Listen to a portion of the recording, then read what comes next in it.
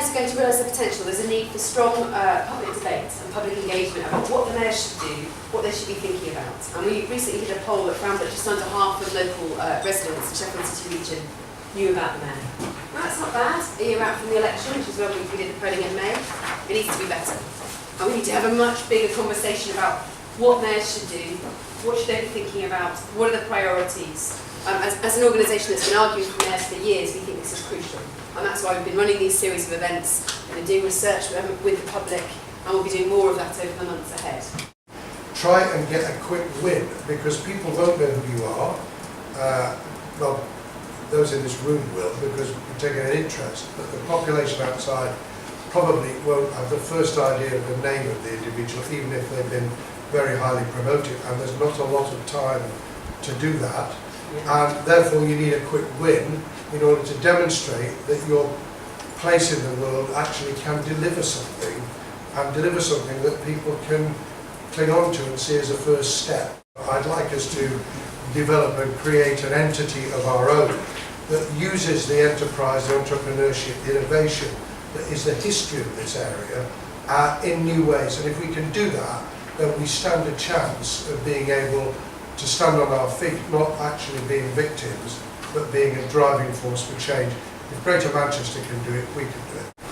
Firstly, the blueprint for devolution should ensure that both businesses and local government work together to identify the most pertinent barriers to growth and the remedies to overcome them. An elected mayor for Sheffield City region has the potential to make a step change in the effectiveness of engagement between public and private sectors, dispelling private sector confidence issues.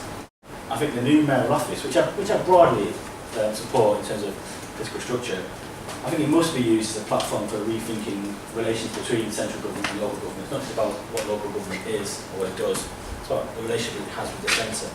The question that should propel debates about devolution is not so what can we develop, but it should be where should power reside. Let's think about powers that have a meaningful impact over our economies and think about where they should best be located. Some of them will be at the centre and always will be and always should be. Some of them will be at the local. We need to think big picture in terms of centre-local relations.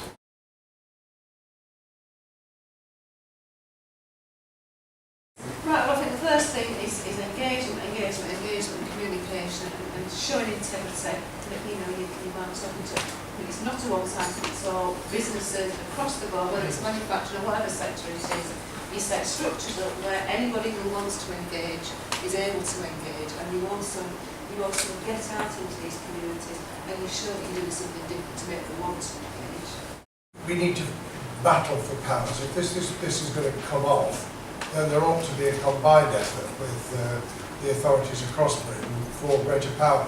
It's clear that the present government aren't going to give power to raise cash. They're just not going to give tax raising powers. However, it would be quite good for the mayor, picking up Jean's point about the first 100 days, which is what we were asked to do, if they did a mapping exercise with the lawyers on what powers already exist, historic powers that are being available to local government, new powers over the last 20 years, and how they could be best used to raise investment.